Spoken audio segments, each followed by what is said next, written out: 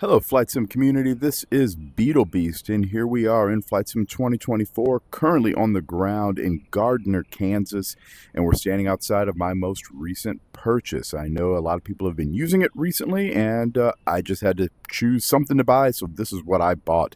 This is the Carenado CT210, obviously based off of the Cessna 210 of its same namesake. This one here. Available inside of the marketplace, and yeah, I've bought it. I've flown it all of twice. I had to work, so I actually didn't get to fly it very much. I originally was going to do this video with a first review, like the first time I had ever gotten in the airplane and tried to fly it. Unfortunately, my video recording didn't work, so that meant I actually recorded a video that didn't play. So I'm not going to lie to you and tell you that this is the first time I've ever flown the airplane, but this is like the second time I've flown the airplane. So either way, it's the same idea. But we're going to go ahead and do a little review on this airplane, and hopefully you guys like it. If you have something else you'd like for me to review or take a peek at, please let me know. We'll start on the outside. Obviously, as you can tell, we're in VR, so hopefully the head movements won't be too much for you. But I find that using my wind wing peripherals, I guess, flies a little bit better than it does when I'm using the X56. So I would like to play around with it here in VR versus going back to my desktop system. So all that said, let's go ahead. Let's start on the outside of this airplane and work our way to the inside of the airplane, kind of talk about some things as we go along, and we'll just kind of get started.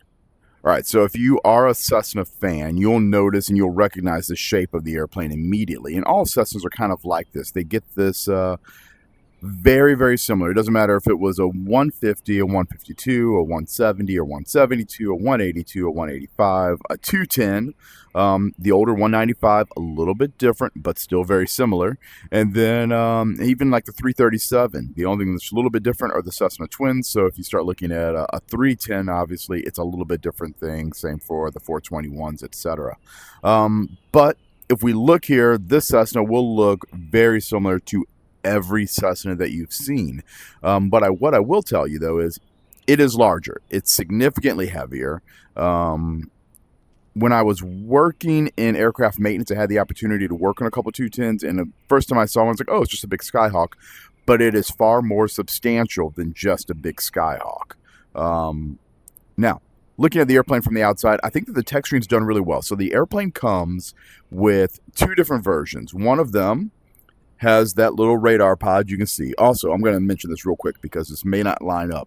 If you ever see me pointing with my my pointer here for the VR headset, it doesn't always line up with what I'm pointing at.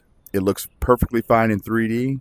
It may be a little bit off in 2D. So, and that's just depending on which eye it's trying to show. So, anyway, that little radar pod, circled obviously for you, is one of two options for the airplane. Either it comes with it or it comes without. There's actually 9 variations or 9 liveries for the airplane. The one that I chose to show here is just one of the standard, kind of looks period correct liveries for the airplane. There are a couple other ones that are actually a little bit older school looking than this, with some, I would say, like a taupe grayish type paint color, maybe almost like a seafoam green. I think it looks really cool, very retro. This one here felt kind of like the aircraft that I flew, the ones that were made in the late 70s, very early 80s, from that RG single time period, which is why I put it on. Actually, I'm almost certain I flew a Cessna 172 RG that had almost this exact same paint scheme on it. So it felt right. I wanted to use it, so here we are. That's what I have on here. One of those paint schemes is actually just also plain white, probably so you could take it and modify it to make a paint livery that you wanted for yours. So there's, like I said, 2 variations of the airplane, 9 different paint schemes, so essentially 18 different varieties. However, they're obviously identical, just with or without the radar pod, and we're going to use it with the radar pod. I haven't flown the one without the radar pod. I would be very surprised if there's any difference in the flight characteristics of the radar pod or without, just because I doubt that was something, that variation would be something that got modeled.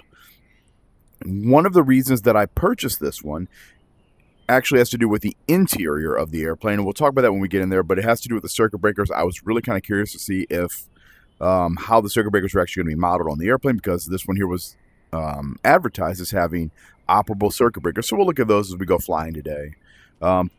But just from the outside, the detailing on the airplane is really, really good. We'll get up to the cowling here in a little bit. But starting underneath this wing, if you notice, you've got variation here and definition of these the wingtip screws that are inside here. They look really good. You can see this little prism that shows up. That's actually so you can see your color for your nav light underneath the airplane. Now, you wouldn't be able to see this one because, unfortunately, there is this pod in the way, but it is on the other side. I haven't checked to see if it works at night yet, but it's cool that they included it. I like that little bit of detailing.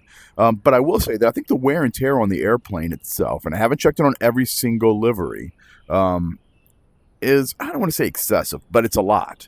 You can see the leading edge of the wing here. I mean, it's very well used, right? You know, you've got the streaking here of water and rain and dirt that is kind of blown underneath the wing as you've flown. But you've got these little chips here that show up on the leading edge, and they're kind of repeatedly there. It's neat to see. Everything in Flight Sim currently feels very lived in. There's not anything that I look at and go, oh, that feels really new. And I think they did the same thing here. Now, you got to remember, these are old airplanes, so maybe the more modern paint job looks a little bit closer to a clean airplane. But this one here, with this paint scheme on it, definitely feels lived in. I mean, you can see some marks, and I'm not going to angle the pointer, but you can see some marks here on the cowl flaps, obviously. You can also see some here on this little exhaust vent. It's not an exhaust, but this little vent from the cowling, this little chipping that's in the very backside of it. So some of that did seem a bit excessive. On the prop on the front, what I notice is it's actually just a copy 3 times over of the same paint job or the same weathering. So on this leading edge here of the prop, and that leading edge of the prop, and then right down here on this side, they're all the same type of wear and tear. So they obviously wouldn't have been like that in real life, but it does save probably on processing power and creating the image. So I get it. I understand it. But yeah, I think it looks really good. I think that from the outside of the airplane, the detailing is really phenomenal. And it's kind of what you've come to expect, because I'll be honest with you, Flight Sim 2024 is gorgeous. There's really no ifs, ands, or buts. I know the performance has been kind of questionable depending on the aircraft that you're flying. Once again, I have a somewhat high-end machine. A 9070 XT isn't like top of the tier. It's not a 5080. It's not a 5090. So it's kind of a mid-tier GPU. I'm running this on a Quest 3. Basically a mixture of high settings and ultra settings, depending on what it is. I think clouds are on ultra. The rest of everything else is pretty much on high. But it looks really good. Now, I'm sure we'll push the CPU and the GPU probably to their limit even on this little flight, depending on what we see. So, just FYI. But this one here performs pretty well in the airplane. Let's go ahead. We'll remove the pitot cover so we can kind of get the airplane ready to fly. Underneath, and if you notice, I think that this is a little excessive right now. The static wick movement. Apparently, if I touch that, they stop moving. However, if I was off, they were moving like crazy a second ago. It's kind of odd. They were moving as if the airplane was actually in flight. And I know that we have like 6 knots of wind here on the ground. Those shouldn't have been moving nearly that much. Obviously, something that you see here on the airplane is this little cockpit cabin cover here. I do like the fact that they included the embroidery of your tail number on the airplane, so that's pretty slick. We'll remove that just so we can see everything else. Also, removing that does remove the cowl plugs that go right up here in the front of the airplane. You got some decent detail on the water cooler, or sorry, the oil cooler that's in there on the front. And obviously you can see the top of one of the cylinders. It's just kind of a matter of, I don't want to run into the rest of my rig while I stand up trying to move in there to see things. Working around the front here, you can open up the oil and take a peek. And look at that. It looks like oil on a dipstick. Hitting the button here will close it. Moving around, you can see some scat tubing inside, but not a ton of extra detail. It looks like on the inside of the cowling. Got some wires that are being run here along this engine shock mount, but outside that looks like that's the generator right back here. And anything else important in there? Ooh, I can put my head through it a little bit. Let's see. No, just enough detail to kind of give you the illusion of something being inside. That is part of why I love VR. Like the detailing here, of course, with this little ice detection light shining up on the wing. Also has puddle lights underneath.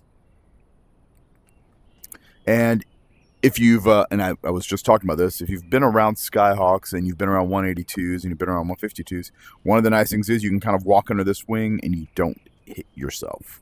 So that's kind of a nice thing. I don't remember on the 210 if you still have the same little diamond pattern that you see on the back of like a 172 or 182's wing. But obviously this one here doesn't have it on the aileron. So I don't remember if that was the case or not, but it's a little different looking than the standard rear of a normal Cessna wing that you see. I'm not complaining. Like I said, I assume that this is accurate. I just don't remember looking at the back of the 210's wing when I was working on them back in the day. So got a cargo door back here. And once again, the modeling around all of this is really good. The wear and tear here, let's take a peek, on this cargo door, right at the bottom there is pretty awesome. The fact that somebody would have been loading a bag or two in there and they would have hit it on the edge of the paint would have tripped up and it would have shown that primer underneath. So I really like that. We can open that up by clicking it and looking inside. I'll get out of the way so you can see. The carpet texturing is really good, but it's really kind of flat. So it has this illusion of texturing by adding these little lights and shadows. But even from here, I can tell that it's not actually like modeled where there's a ribbon. And you can see it right back here, that it's really just a flat surface. But it does have a lot of variation in it, which looks really good. Coming here to the back of the airplane, kind of looking forward. Something that I was really impressed with. Take a look at the surfacing they did on the elevator. So if we look right through here, you can get this impression of dimples. You can actually really see it when you go blue, when you're going to touch the elevator here. But you get this little line right through here. It's offset from the rivets a little bit, which I think is a little incorrect, but it looks very phenomenal. It shows that there's actually a little bit of variation in the surface texture of the model itself, which is accurate, which is expected, because when you drive these rivets in, you bend that front layer of aluminum down ever so slightly into where the rivets are at. And that's been captured really, really well here and looks really gorgeous. So I want to commend them. You can really see it there on the top of the wing. Take note of it right now while I'm kind of looking at it. But you can see kind of each spar there, each rib in this wing, not spar, sorry, rib, going along this wing. And you can see where that little bit of flow and indentation is, which really provides you a lot of realism to the model itself. But yeah, so that basically kind of goes through, I didn't even notice that, the exterior of the airplane. I was taking a look here and noticed the step for you to get up inside of the cabin of the airplane, but it is a retractable step. We'll have to also look at it. I didn't get to see it the last time I flew, the retraction dynamics. So I remember we'd have to jack these up to do a gear swing on them, and we would jack here under the wing. We had these big massive jacks that would roll out, and then you'd put it up to the wing, and then you'd sit there and you'd pump them up, but you had to get enough clearance. I don't remember what the clearance was on this. I know that on the 182, I think the gear would drop 18 inches. Now, I'm saying this, and this was 20 years ago that I did it. On the 172 RGs, I think the 182s, the gears would drop like 18 inches before they would swing in. And then when the airplanes would take off and they would drop, they wouldn't all come up at the exact same time. So your nose gear is going to slide up there into the nose wheel well. These two drop and rotate backwards, but they kind of hang out like a lame duck, like it's been shot, and then slowly kind of come up and get sucked into the wheel well. Also of note, there are no gear doors on this 210, and one of the Centurions that I had worked on in the past actually did have a gear door right here. It was a little cover that kind of went over here, and it would open up, let the gear go in, and then close up. This one here is designed and looks almost identical to the one that you see in the Cessna 172 RG and the 182 RG and probably even the 177. I can't get underneath to see if there's any type of mechanism. Oh, we're looking inside. Perfect. Don't hit your head on the steering column. But I have my rig is designed for both flight sim and racing sim. So in front of me, there is actually a wheelbase. I don't have the wheel on it, but the base is there so that I can do driving when I have some more free time and enjoy that too. Kind of helps balance out my my video gaming love. But yeah, so I think the outside of the airplane looks really good from a model. I think this is very similar to a lot of the other Carenado products that are out there. Um, I'm really happy with it. I think it looks great. Looks pretty fantastic. Um, Maybe a little heavy on the wear side, like I had said before. I was going to show you something real quick that I noticed. The exhaust on this almost has it's got a tinge of like corrosion on it, which in real life would probably give me a little bit of pause. But obviously, it's a sim. It's just a it's neat looking. They put a lot of detail into it. Sometimes maybe just a bit much on the wear, but all in all, this is a really good looking model. So I like that. Now with that, let's go inside. We'll take a look at the inside of the cabin, how it's kind of detailed, and then we'll go ahead and we'll do a flight and we'll start up and go. All right, so I'm starting us off here in the very back of the airplane. It's got 3 rows of seats. You have the pilot and co-pilot seat up front. You have 2 passenger seats behind that, and then you have another spot for 2 more passengers behind that. So you do have 3 rows of seats in the airplane. From here, we can kind of look around. We'll take a peek back into that cargo area, and you can kind of see the detailing of the textures that I was talking about earlier. The texturing, the color variation looks really fantastic. What it was kind of lacking was a little bit of depth. I will say once again, it doesn't detract from it at all. It's just the way it's kind of designed. It looks really good. I'm really impressed with it. I'm also really impressed that I'm getting this little glint of light in here. Hopefully you guys are seeing that too, because that's really kind of cool. But yeah, I mean, if you want to feel what it's like to sit in the back of a Cessna, right now I feel like I'm sitting in the back of this airplane. There's a set of jacks over here for headsets on the left-hand side. You've got oxygen ports up on both sides of the airplane. You can see them over the left and the right. And then there's another set of oxygen ports for the middle seats. We'll slide on up towards the middle here. And as you kind of look overhead, once again, you've got the oxygen ports that we just talked about. You have this light, which is right here. It can be triggered on or off. Not really important either way, but it's there. Once again, on this side, you have a port for your headsets, little ashtray. Same on the other side. I thought it was kind of surprising that we don't see a headset jack on this side of the airplane at all. I'm not sure if it's hidden. I know that on some of the Skyhawks I've flown, they're hidden on the sides down behind the seats. But the fact that there's one up here on the side on this one, I expected there to be the same on the other side. But, you know, really nothing lost on that.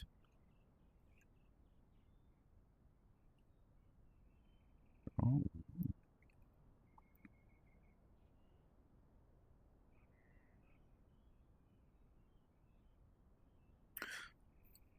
All right, here we are, front seat of the airplane, pretty decent into a flying position.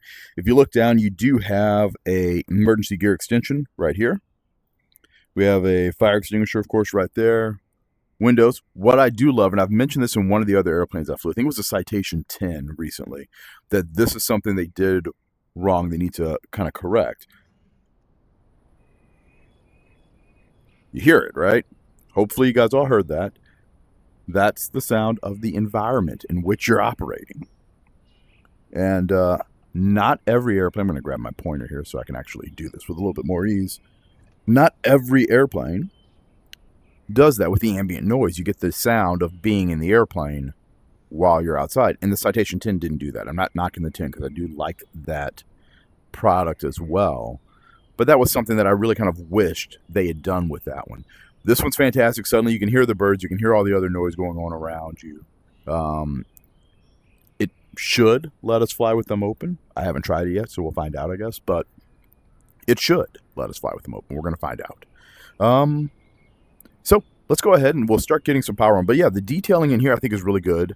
You have the little wear and tear on the dash that it's kind of been expected at this point. Every Carenado airplane that I've had, you can definitely see that there's some little bit of tear and scratches on the dash. I fly their Bonanza V-tail, their V35 Bonanza regularly in here, and it looks exactly the way I would expect it to look. And in VR, it's really kind of, it really puts you in the position to make you feel like you're sitting here in the airplane. I will say the top of the dash looks a bit worn, even more so than some of the other things. But like I had said, if there was anything that I think they did maybe a little much, they added the pieces of wear and tear. Sometimes when you have that little patina, it's cool to see, but sometimes less is more, and that's just kind of the way it goes. And that's the typical thing for every artist and everyone who's ever building something. Sometimes less is more. So let's go ahead and get this thing started. I will say, so I discovered that there is a checklist. I probably won't use it today. Sorry, everybody. And I haven't gone through it completely. So if we come back, everything's contained inside of the regular EFB for Flight Sim 2020 here. So you've got your GNS 530, 430 combo, which is what we have in here. You also have the option for the GTN 750, 650 if you would like it, or another one down here from PMS. So depending on whose stuff you've purchased, you can add these things in and then select them and use them. Just kind of like I said, depending on what you want. Here's the aircraft. Something that I thought was interesting. Everywhere you look in here, it says CT210. The back, if you look at the data plate, which I didn't do here, it actually says Carenado is the creator of the airplane for the manufacturer. I assume they're attempting to avoid any type of lawsuit from Cessna, Textron, etc. So anyway, that's just kind of humorous, but it's not there. It's just a CT210. That's all you will ever see. But they do include a checklist. So we've got performance. We can come through here. We can talk about the loading of the airplane, add people into seats, etc. You know, kind of slick. I like that. I don't believe, let's see if they show up. If we add something in there. If I put in, I don't know. You know what? Oh, wrong button. If I was to put in maybe 100, I want to do 150 pounds. Can I put 150 pounds there? That'll work. Let's do that. Nobody shows up. So obviously you can't see anybody. You know, that kind of stinks. But I guess let's see if there's anything else. Oh, maybe that was why. Let's see. Load immediately. Oh gosh, that was freaking creepy. I did not expect you to actually be there. All right. Yeah. Hello, horror movies. I'm taking you out. I would like to... let's just reset you. Reset? Gosh, she's still there. Yeah, let's just get rid of the person. Load it.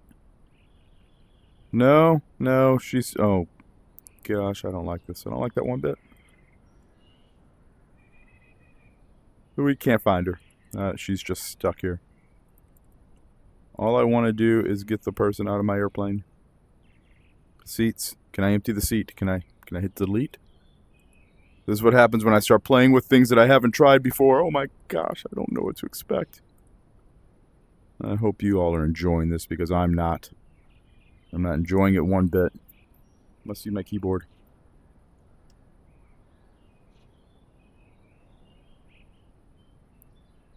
Load it. Okay. It's like having the freaking nun back there. Nothing acceptable about that at all. Okay, so it works. I'm not doing it again. I have no idea who will show up. I don't want to see a person just spawn next to me, so we're not going to do that. I'm going to be alone. All alone. And happy. Okay. Fuel. CG. So it's cool. You can do it. You'll freak yourself out in VR. But, yeah, it works. That's good. Moving on. Environment. Calculate takeoff and landing distances. All right. Let's see if we can... Oh, perfect. I'm not going to leave off of 8. I'm going to leave off of 1.7. It's the grass runway. Let's see. Dry, yes. Yes, flaps. I think I'm going to have them at... it says index 1. That's going to be like 10 degrees. So let's see here. Ground roll, 1,214 feet. And TODR. I'm assuming that's takeoff distance available, 3451. Takeoff distance required, 2108. That's probably takeoff, so it's going to be get up to speed and slow back down, etc. That's what we're looking at. Okie doke. Cool. I dig it. All right, cool. That's awesome. I have yet to play with this. I did look at their checklist. I'm kind of happy that they included one. Like I said, I'm not going to use it. I did find this funny, though. They use the word shake for the elevator.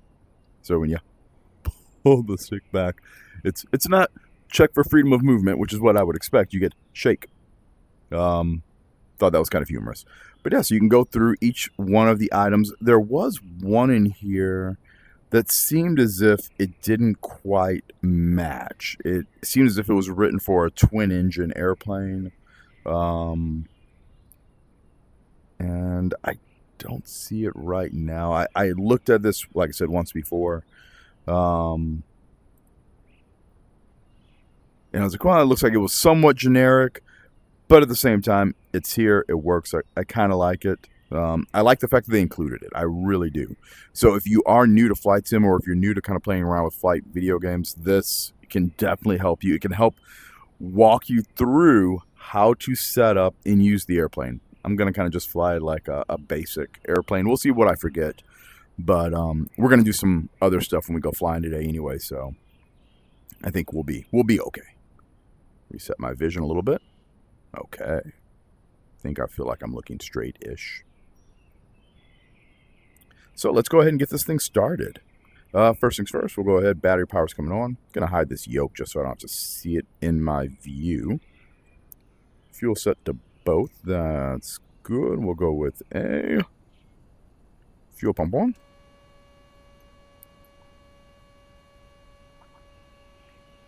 This is a TSIO 520. I think it's a 300 horse engine, 310 horse. Pump's coming back off.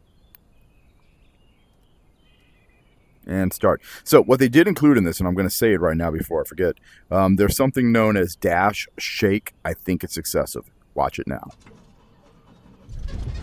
Okay. So because just to be clear, when you do start up a Cessna or any other airplane, you do get some shake out of the dash and the cowling. It's a bit much. I will say though, this attitude indicator, freaking top notch. That looks amazing when you look at vacuum gyros spinning up. They do shake and they look identical to that. So that's awesome. But the dash itself, it moves like 3 inches while you're starting it. I was like, okay guys, come on. I appreciate your attention to detail, but it's a little much. All right, avionics are over here. We'll turn that on.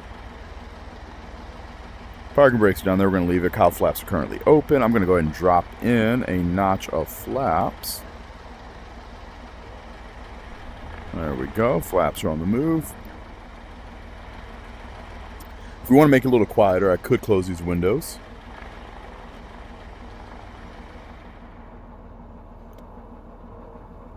Now it's nice and quiet inside. So obviously the Garmin 530, 430 combos right here. This is our weather radar over here. I am certain it will work. What I know it will not do is display anything with any accuracy. Radar inside of Flight Sim 2024 has not been modeled well at all. That's normal. Level D simulators don't do radars well either, and they're used to train airline pilots. So don't hate on it too much. No one does that one right. Okay, all that said and done, gears down. I'm going to just take off the brakes and we can start rolling. Before we get going, let's take a quick look here. So this is obviously our side panel for our circuit breakers. So any of these here can be pulled out and reset. So if I was to pull out the flap right now, move the handle all the way down, nothing happens, right? Resetting it, and they start moving. Pop it again, and they will stop moving. They had already made it all the way down. So, I like that. I don't know, and this is going to be I don't know how useful it'll be. I'm not sure if they're going to ever have a situation where you could have an electrical problem that causes a failure, that causes one of these circuit breakers to pop. If they model that in, and they can model that on a random, what's the word I'm looking for? A random generator to determine how often it happens, I'm all for it. I think it could be amazing. The thing is, failures do happen in airplanes, but they shouldn't happen regularly. And I've kind of said that before. That's one of my complaints, I think, about a lot of flight sim. We're going to go ahead and start taxiing, and I'll just keep talking as we go. Let's see. Parking brakes coming off.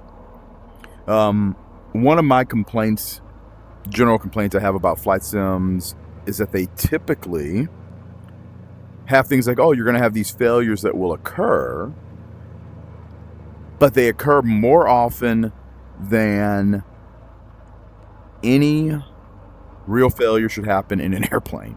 You got to remember that when you're flying airplanes, especially if you're flying them regularly, you will do pre-flight checks, safety checks. You never want to take an airplane in the air that isn't going to be safe. You follow your checklist every single time, every single item. The only reason I'm not doing it on here is for brevity. It has nothing to do with me not wanting to follow the checklist. It's about trying to just be quick to get this thing in the air so that you guys can get the video without being stuck watching a 5-year review here. And it's going to be long enough as it is. I came to this airport because I really always enjoyed. It's a cool one. They've added it in as a custom model here in the Kansas City area. I think I did my Beach Bonanza review out of here too. So it's a really cool airport that they've put in the air, or that they've put into the sim. That does have some really kind of neat graphics. This is a little grass runway. This is the one we're going to be using. I'm going to try to keep it rolling here. Oh, it's slowing up too much. But yeah, we're going to take off. We'll go up from the Gardner Airport here all the way to Kansas City Downtown Airport. We'll probably do some slow flight, maybe some stalls, maybe a spin if I screw it up, and we'll go from there. So we're on the roll. I've got back elevator pressure. Power's coming in. We'll monitor the power. Remember, this thing is turbocharged. You can take it and over boost it.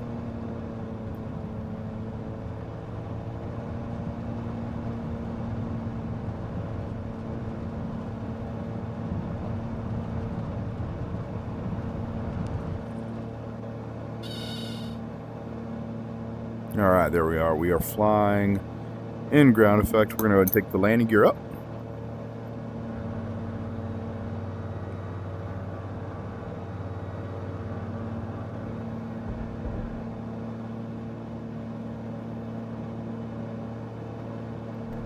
Flaps are coming up. So if you were to ask me, does the airplane seem heavier than the Skyhawk? And that's one of the things that's important about an airplane like this. It is a larger airplane than a 172. And as such, it does have more weight to it. More weight means it's going to be more stable. It's going to be less likely to want to always bounce around in rough air. So do I feel that it feels more stable than the Skyhawk? It's significantly faster. I mean, we're doing 120 knots in the climb at over 1,000 feet a minute right now. Significantly faster, significantly more powerful. More stable? Maybe. Maybe the roll rate's a little slower, but I've also flown bigger airplanes that have more responsive control surfaces and deflections, which allow it to move at a rate that's actually better than some of the smaller airplanes. The Skyhawk is and has been one of the most stable trainers out there. A 210 looks like a Skyhawk, but it is not a trainer. It is a go-far cross-country airplane designed to get you from point A to point B, and I look forward to using it on some of my cross-country flying here as I keep going in Flight Sim 2024. That's really kind of part of what I enjoy. Will I add the 310 to it? Maybe. We'll see. But thus far, this product has not disappointed. It's smooth. It climbs well. I love the avionics suite that's in it. The 530, 430 combos, kind of standard for Flight Sim 2024. I like having the HSI, of course, here. You also note that down to the bottom left, you also have a radar altimeter, and that is a first that I've seen inside of Flight Sim 2024, but I like having it there. It's pretty slick. Also take note, you have 2 turn coordinators here. And let's see if there's anything else that's particularly important. I mean, it's a standard 6-pack. You do have 2 OBSs. You have your HSI and you have an OBS over here, an omni-bearing source indicator right there, which is separate and operates separate from the other one, from the regular HSI. So you can use them both independently, which is awesome. That was actually kind of one of the problems in one of the other Carenado airplanes I was flying, where it didn't work for you to be able to separate them out. I've used them both independently, and they do work really well. You can note that you have the your CHT for your engine cylinders here. So this is your cylinder head temperatures. You can watch them as they're kind of vibrating and moving up and down depending upon the temperature inside of each one of those cylinders, each one of those 6 cylinders in the airplane. I like the fact that you have the ability to see them. You can control them all independently, well, not independently. You can control them with the mixture control to even it out and hopefully get a max EGT to see how you need to lean the airplane. So I like the fact that that stuff's been incorporated. It's pretty slick. It's a nice piece of equipment, and it does feel period correct for an airplane that's been upgraded with some nice things like this HSI, the radio altimeter, etc., the 530-430 combo, without going too crazy with some massive digital panel. It's still an older design piece of equipment. We'll go ahead and turn on the radar just for the sake of argument here. I like the startup menu here. It really kind of gives you that feel that you're looking at an old school radar source, so I kind of like that. But there's nothing out here right now. I mean, if we could put in some storms, we'd probably be able to see them. They'd be little blobs that are up here. But you do not have the ability to control the tilt of the radar, just essentially turning it on. There's looks like ground mapping. It's probably the test function. But yeah, I like the fact that you can turn it on. Landing test, yeah, standby is there, so that's the on. Like I said, because you can't play with the tilt, you're not going to ever get real functionality. It's going to act more like an XM radar, XM weather reporting than any type of actual onboard radar. All right, so all that said, we'll make our turn so we can go up here a little bit closer towards the Kansas City airport. It says 040 is my direct track, which is about there. You can put a heading bug around here, somewhere around there. That'll be fine. And I can see downtown Kansas City, 12 o'clock. So that means that's where we're going. So let's see how this thing flies a little slower. I'm going to go ahead and pull the power back. We should hear a gear horn. We don't have to worry about carb heat. It's a TSIO engine, right? So it's turbo supercharged and fuel injected. So power's back at idle. And we'll just do a little bit of slow flight here. I think we'll turn to a heading of north just so we can deal with some cardinal headings. I have not done slow flight in a small airplane in a long time, so I will apologize to you guys first and foremost. All right, we're underneath flap speed, so I'm going to go drop in the first notch flaps. We're going to try to maintain about 3,500 feet. Somewhere, I have a feeling one of my flight instructors is going to watch this. One of those old flight instructors I had, they're going to be like, what are you doing? This is not how you do slow flight. You're off your altitude by 20 feet, I saw it. I'm looking around and I have no butt to feel anything, I'm sorry. All right, we'll go with full flaps. Cow flaps are open, which they should be right now, considering that we're going to be at a somewhat high power setting and an incredibly high angle of attack with a slow airspeed. So we'll go back. We're going to see if we can get all the way back until we hear that stall horn going off.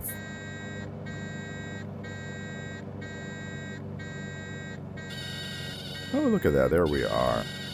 All right.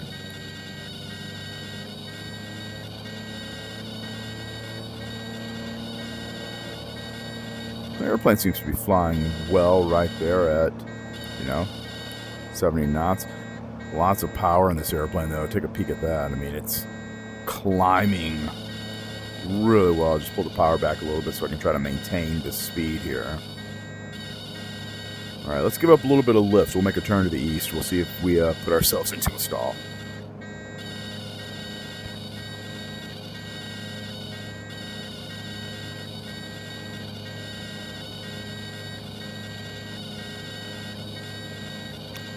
Yeah, I'm sure everyone's loving having to hear stall horns, gear horns, all going off at the same time. But yeah, I'd say all in all, it feels like it flies pretty well. It's doing just fine. All right, let's go ahead and pull the power out. Let's see what the stall does in this thing.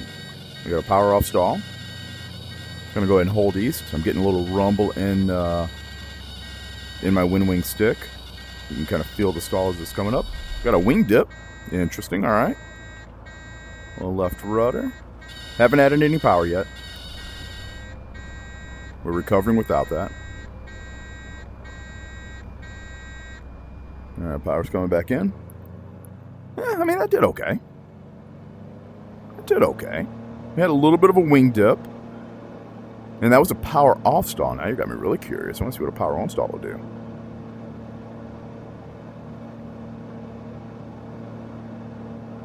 And we're going to find out. I'm going to turn back around to north here.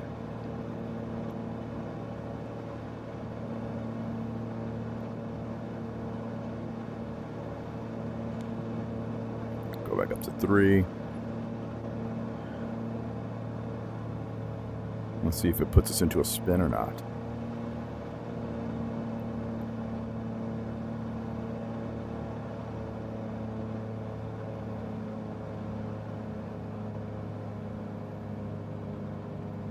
Now we're getting to the bottom of the green arc. I'm going to go ahead and start increasing my power again.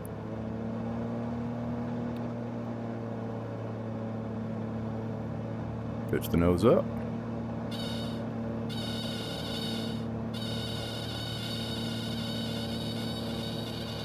A little bit of rumble again. Yeah, same wing.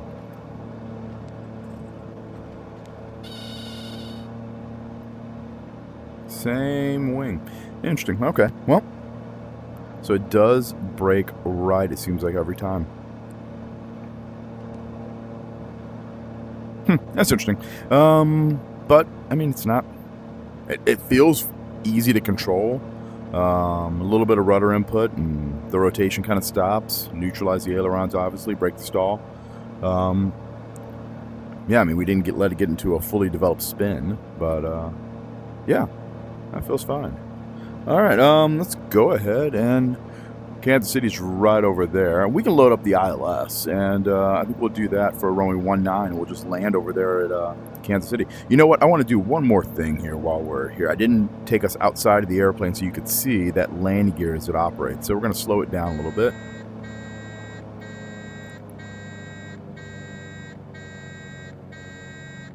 Let's see. I'm going to put the autopilot on. Oh, look at that. I didn't even know we had V-bars for a flight director there. Perfect. I dig it. Alright. Autopilot should be on. We're going to do altitude hold. You holding that? Alright. Come on. Come on. Out. Out hold. 3,400 feet's where we're at. Let's see if it's holding it. Perfect. Alright, it's doing its thing. Power's coming out a little bit. We'll get a notch of flaps in.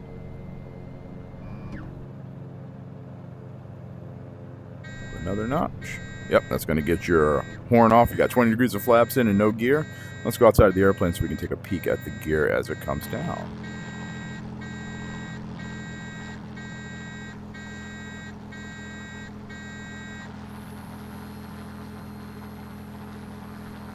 Oh, that's awesome. They did it.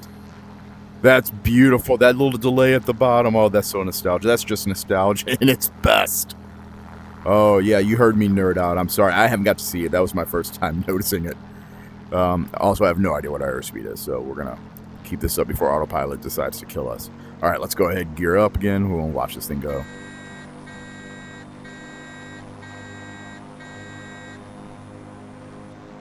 Yes, that is exactly what it should have looked like. I love it. Great job, Carenado. Pitch attitude's getting kind of crazy. All right, let's get back inside before we up and die. That looks amazing. Great job. Yeah, see, we're slow. We were going to die. This thing would have killed us. All right, autopilot's off. Nose is going to come back over. Let the airplane accelerate. And I'll go ahead and descend down to 3,000. And then we'll open up. You know, actually, we probably should have done this. Let's do this as a test. Let's put that autopilot back on. And let's watch it do it. We're going down to 3,000 feet, altitude off, and that's in pitch mode. I want to set vertical speed. Can we do that? Oh, that shouldn't work. Let's see. Arm it. All right, well, the trim's moving all over the place. Let's see if I can make this thing descend. Come on now. Alt hold.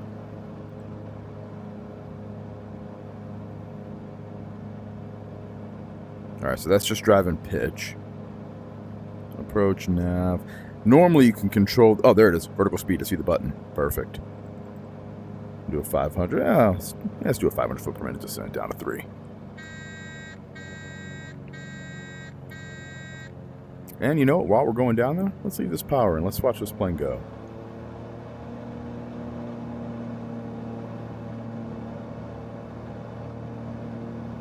Alright, cool. Flaps are up. Speed's good. I'm going to even close the cowl flaps for now. See what we can get out of it. And I'm going to open up our trusty EFB. Move it out of the way a little bit so I can load up this approach into Kansas City downtown. Let's see. Info. Charts. Approach. 19. And we'll go with the FAA charts. Don't open the door. That might kill us. And we'll do the 19. So, getting on down to 3. 155 knots in the descent. Pretty satisfied with that. Alright, we don't need the tower frequency because we're just going to shoot this ourselves. 1099 is going to be our frequency. 109.9. Swap that up. Let's turn off GPS to localizer. Spin this around to 192 degrees. Alright. I'm going to go ahead and put this into heading mode. Let it follow my heading bug. We'll go over this way and make that a base leg. I know we're getting a little bit far north. We're probably up here by Kansas City International right now. So that happens when you start looking at other screens. But yeah, we're going to go ahead. We'll fly inbound 2,600 feet at the marker, 3,000 feet when we're out here at Corvey intersection. We're going to go down to a touchdown zone. All right, so here, well, 1004 would be the minimums, 250 foot ILS. Nice and easy. Your touchdown zone 754. You can tell I normally use JEP charts. I'm looking at this thing going, where's everything at? And if we had to go in this approach, we make a right-hand turn. All the towers are over in this direction, but a climb to 1,300 feet, climbing right-hand turn to 4,000 feet, out to Topeka and hold. That's a long way away. But luckily, we've got a really cool airplane that can do this. So, we'll go ahead and fly in this direction for a few. We're going to go right through that localizer. There it is. That's okay. We'll intercept on the other side. And if you look, we're actually right at the glide slope. We're going to go ahead and come back around. I'm going to set up 2,600 feet. Power's coming back a bit. Let's see if it'll load up by itself. I'm going to arm the approach mode. Yeah, the last time I flew this thing, every time I've flown it, I've always flown it by hand, so I haven't done this where I'm using the automation in it, so we're going to see how that works.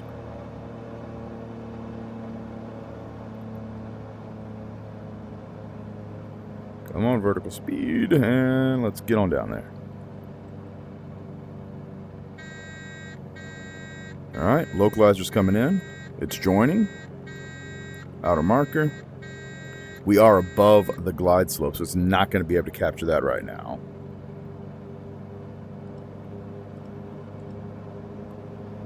Oh, we're visual. So we are at a point we can go down and try to grab it.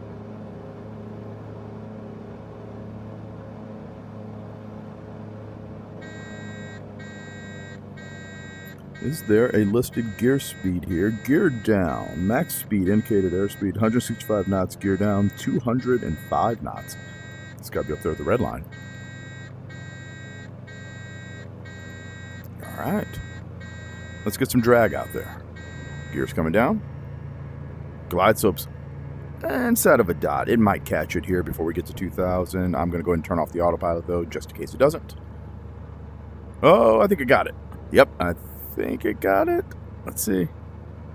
Follow that glide. Let's see that descent keeps going. Beautiful. All right. First notch flaps in. Second notch flaps in. Bow flaps are going to go open. Alright, so yeah, I'm going to hand fly it. I'd like to do that anyway. A little bit up bump, no good reason for that. And I'm going to kind of fly it like the Bonanza, maybe, I don't know, 85 knots or so on the approach, 80, 85 knots. Don't want to get too slow, obviously. It is a bigger, heavier airplane. So we'll do something similar to that effect. I think that seems like a good speed. We've already done some slow flight in it, so we kind of have an idea as to what the characteristics are going to be like when the airplane starts to get slow. But yeah, we've got gear down. We've got a green light. Can't see it, yeah. So if you notice, there is a little mirror out there, but you can't see your gear in it. You should. That's what it's there for, so you can see the gear. Maybe it's just a limitation of VR. Maybe it's a limitation, but I do see the ground moving in the mirror. So something's moving. And it looked like it was that little parking lot right behind me. But I don't see, like I said, the things that are important, which would be the landing gear to make sure that it's down and locked. In case you can't see the front, I should see the mains right out the window.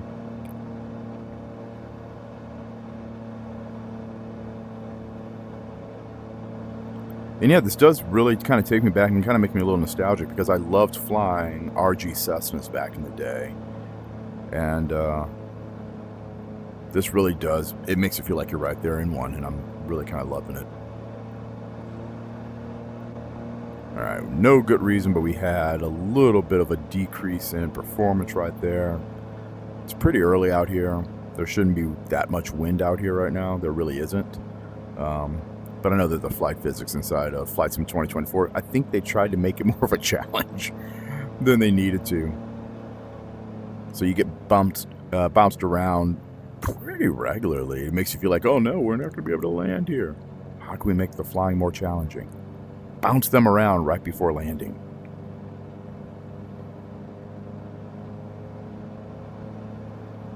Sinking a little much. Got a little low again. Oh, we're arriving at a waypoint. That's good. Alright. Power's coming out.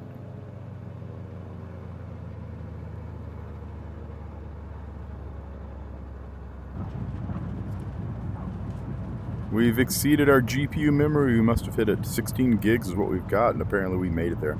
It's still running smooth as glass, so I'm not going to complain. Flaps are coming up.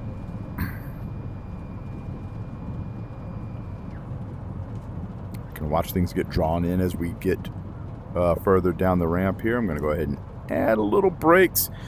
So yeah, my initial impressions, my actual impressions of this airplane, I enjoy it quite a bit. It looks right. It flies really well. It's great to handle. You know, it takes the idea of flying the Cessna, especially if you start off in, say, the 152 or the 172. This will give you that added level of complexity as you kind of grow in your aviation. And that's the thing. Aviation, when it comes to aviation training, it's all about growth. You're growing. You're not just starting off flying a business jet or an airliner. Oh, and I want to talk about that real quick. If you notice, I hit the brakes, and you get that real deep sink. And I think that they really captured the motion that you would expect on that nose strip being able to compress under the weight of that IO 520, that TSIO 520 that's in here. That looks silly. So, yeah, you don't start off just flying jets. So this airplane gives you that opportunity to really feel as if you are progressing in the type of flying that you're doing. And I think that's really the niche, and that's what it does so well, is it lets you say, hey, look, I started off flying the smaller Skyhawk, or the 152, the Acrobat. I moved into the Skyhawk. I did the 182. I've now got this airplane that's got a retractable gear. You've got cowl flaps. You now have the circuit breaker panel that you can kind of manage yourself, right? And if you have failures, you've got it. You've got an autopilot. You've got 6 cylinder head temperatures that you can monitor. You've got fuel flow indications. You've got a radio altimeter. You can fly this thing in some hard IFR weather. You've got a radar in here. This will give you so much of an opportunity to expand your learning without the overwhelming sensation of, now I'm sitting in a 737 and I'm trying to monitor IRS units and alignments and packs and airflow from APUs, etc. All the extra stuff that kind of shows up. This is a great bridging point for individuals to get into those more complex airplanes, and that's exactly what the RG Cessnas were designed to do. So Carenado, great job capturing this airplane. I'll just say it, I love it. I haven't used it a ton, as you guys already know, as I've already told you, but I really do dig it. So everybody, thank you guys for watching. I hope you're enjoying the videos and the flight sim community, and I really appreciate your support. I appreciate you logging in to take a peek at my videos and watching them. Please like, comment, subscribe, all that other stuff. Put in the stuff you don't like, put in the stuff you do. Don't really care. Just tell me what you're thinking. But yeah, thank you guys so much for watching. Happy simming. Enjoy it. And Carenado, thank you guys for this aircraft. It's awesome. I enjoy flying it. So thanks so much. Till next time, we'll see ya.